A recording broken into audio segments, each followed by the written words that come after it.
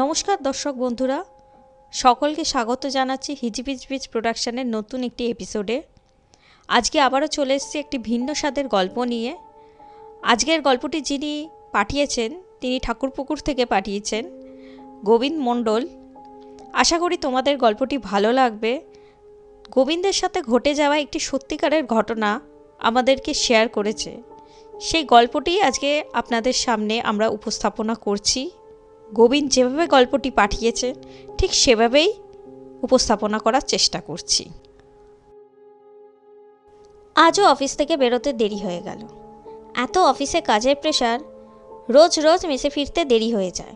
কি জানি রিক মেসে ঢুকেছে কি না, দেখলাম তো ওকে অনেকক্ষণ আগে অফিস থেকে বেরোতে, এতক্ষণে তো ঢুকে যাওয়ারই কথা। রিক ও হচ্ছে আমার অফিস কলিগ কাম রুমমেট।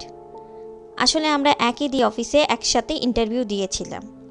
আমার বাড়ি ঠাকুরপুকুরে আর রিকের বাড়ি ডায়মন্ড হারবারে। আমরা কর্মসূত্রে অ্যানিমেশন ইন্ডাস্ট্রিতে আছি। যেদিন আমরা এই দমদমের অফিসে ইন্টারভিউ দিতে এসেছিলাম সেদিনই আমাদের প্রথম পরিচয়।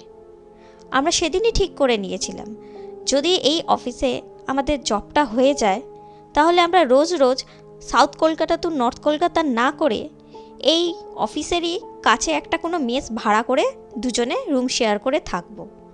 তাতে করে আমাদের খরচটাও অনেকটা কম হবে। তাই আমাদের চাকরিটা যে কনফার্ম হয়ে গেল, দমদম এলাকায় অমনি আমরা মেস বাড়ি খুঁজতে বেরিয়ে পড়লাম। এই এলাকার মেসগুলো খুব একটা ভালো নয়, খুব একটা পরিষ্কার পরিচ্ছন্নও নয়, আর গলিগুলো তো একদম অন্ধকার, খুব বেশি স্ট্রিট লাইটও নেই। আমরা যে মেসটা ভাড়া নিয়েছিলাম ওই মেসের রুম সাইজটা একটু বড় ছিল আর ভাড়াটাও একটু কম ছিল, কিন্তু খুব একটা আলো বাতাস ঢুকতো না। যেহেতু আমরা সারাটা দিন অফিসে কেটে যায় আর উইকেন্ড হলে আমরা নিজেদের বাড়ি চলে যেতাম, তাই আমরা ঠিক করি যে এই মেসটাই আমরা ভাড়া নিয়ে নেব।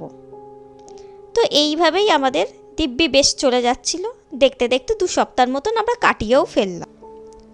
এবার একটু আমাদের মেসটার বর্ণনা দিই। মেসটা দোতলা ছিল, সামনে একটা বড় গেট ছিল, একতলায় 2টো রুম আর মাঝখান দিয়ে সিঁড়ি দিয়ে ওপরে উঠলে দোতলায় আমাদের রুম। আমরা দোতলাতেই থাকতাম। আমাদের রুম সাইজটা অনেকটা বড় ছিল। পাশে আরও একটা রুম ছিল, সেটায় 2 ভাই থাকতো, কিন্তু এখন ওরা দেশের বাড়ি গেছে, তাই রুমটা এখন ফাঁকাই পড়ে রয়েছে। আর সব শেষে ছিল বাথরুম। মেসের মালিক আর তার স্ত্রী মেসের পেছন দিকে ওদের বাড়ি ছিল, সেখানেই ওরা থাকতো। মেসের গলিটা বড্ড অন্ধকার, স্ট্রিট লাইট জ্বলতো ঠিকই, কিন্তু টিম টিম করে। মেসটা বড্ড গুমোট থাকতো, কোনো হাওয়া বাতাস ঢুকতো না। যেহেতু মেসে কেউ সেরকম থাকতো না, তাই পুরো ব্যাপারটাই যেন একটু গা থমথমে ছিল। অনেক দিন পর আজ দুজনে একসাথে অফিস থেকে বেরোতে পেরেছি। আমি রিককে বললাম, চল চল, ওই আমাদের মেসের গলির মুখে একটা চায়ের দোকান আছে না, ওখানে যাই, একটু চা খাই।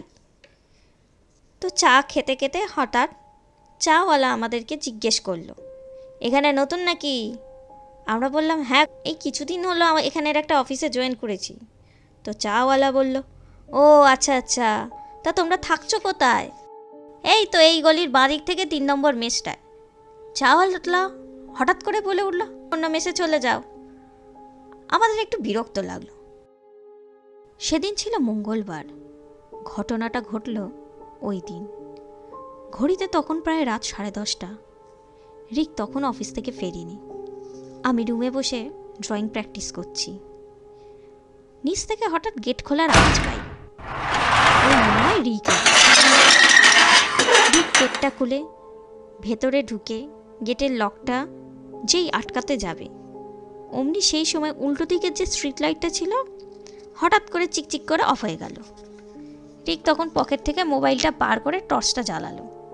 স্ট্রিট লাইটটা বন্ধ হয়ে যেতে মেসটা তো বড্ড অন্ধকার লাগছে, একদম ঘুটঘুটে লাগছে। রিক মোবাইলে টর্চটা জ্বালিয়ে সিঁড়ির দিকে যেতে লাগলো। আজ যেন রিকের গাটা একটু বেশি ভারী হয়ে আসছে। বাতাসটাও মনে হচ্ছে যেন গুমোট হয়ে রয়েছে। হঠাৎ যেন রিকের মনে হলো কেউ যেন ওকে ফলো করছে। রিক পেছন ঘুরে তাকালো, কিন্তু কিছু দেখতে পেল না।